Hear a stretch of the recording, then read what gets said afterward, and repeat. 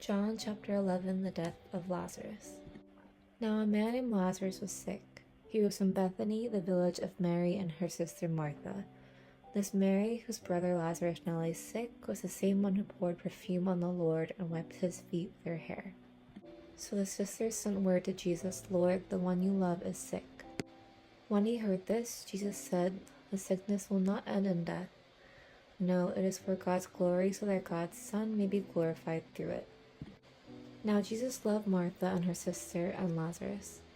So when he heard that Lazarus was sick, he stayed where he was 2 more days, and then he said to his disciples, "Let us go back to Judea." "But Rabbi," they said, "a short while ago the Jews there tried to stone you, and yet you are going back?" Jesus answered, "Are there not 12 hours of daylight? Anyone who walks in the daytime will not stumble, for they see by this world's light. It is when a person walks at night that they stumble, for they have no light." After he had said this, he went on to tell them, "Our friend Lazarus has fallen asleep, and I am going there to wake him up." His disciples replied, "Lord, if he sleeps, he will get better." Jesus had been speaking of his death, but his disciples thought he meant natural sleep. So then he told them plainly, "Lazarus is dead, and for your sake I am glad I was not there, so that you may believe. But let us go to him." Then Thomas, also known as Didymus, said to the rest of the disciples, "Let us also go, that we may die with him." On his arrival, Jesus found that Lazarus had already been in the tomb for 4 days. Now Bethany was less than 2 miles from Jerusalem, and many Jews had come to Martha and Mary to comfort them in their loss of their brother. When Martha heard that Jesus was coming, she went out to meet him, but Mary stayed at home. "Lord," Martha said to Jesus, "if you had been here, my brother would not have died. But I know that even now God will give you whatever you ask." Jesus said to her, "Your brother will rise again." Martha answered, "I know he will rise again in the resurrection at the last day." Jesus said to her, "I am the resurrection and the life. The one who believes in me will live even though they die, and whoever lives by believing in me will never die. Do you believe this?" "Yes, Lord," she replied. "I believe that you are the Messiah, the Son of God, who is to come into the world." After she had said this, she went back and called her sister Mary aside. "The teacher is here," she said, "and is asking for you." When Mary heard this, she got up quickly and went to him. Now Jesus had not yet entered the village, but was still at the place where Martha had met him. When the Jews who had been with Mary in the house, comforting her, noticed how quickly she got up and went out, they followed her, supposing she was going to the tomb to mourn there. When Mary reached the place where Jesus was and saw him, she fell at his feet and said, "Lord, if you had been here, my brother would not have died." When Jesus saw her weeping, and the Jews who had come along with her also weeping, he was deeply moved in spirit and troubled. "Where have you laid him?" he asked. "Come and see, Lord," they replied. Jesus wept. Then the Jews said, "See how he loved him."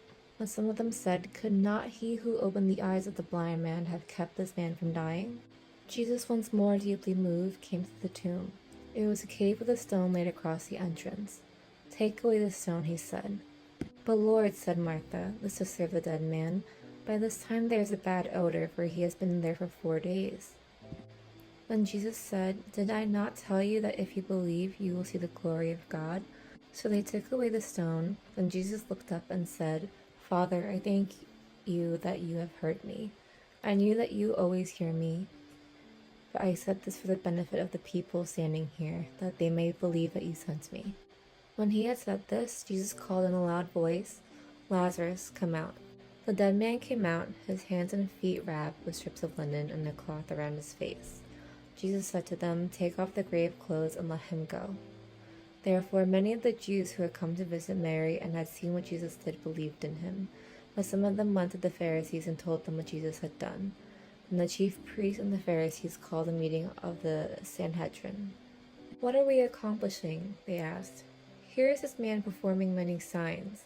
If we let him go on like this, everyone will believe in him, and then the Romans will come and take away both our temple and our nation." Then one of them, named Caiaphas, who was high priest that year, spoke up.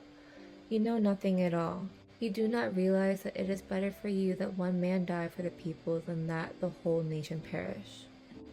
He did not say this on his own, but as high priest that year, he prophesied that Jesus would die for the Jewish nation, and not only for that nation, but also for the scattered children of God, to bring them together and make them one. So from that day on, they plotted to take his life. Therefore, Jesus no longer moved about publicly among the people of Judea. Instead, he withdrew to a region near the wilderness, to a village called Ephraim, where he stayed with his disciples. When it was almost time for the Jewish Passover, many went up from the country to Jerusalem for their ceremonial cleansing before the Passover. They kept looking for Jesus, and as they stood in the temple courts, they asked one another, "What do you think? Isn't he coming to the festival at all?" But the chief priests and the Pharisees had given orders that anyone who found out where Jesus was should report it so that they may arrest him.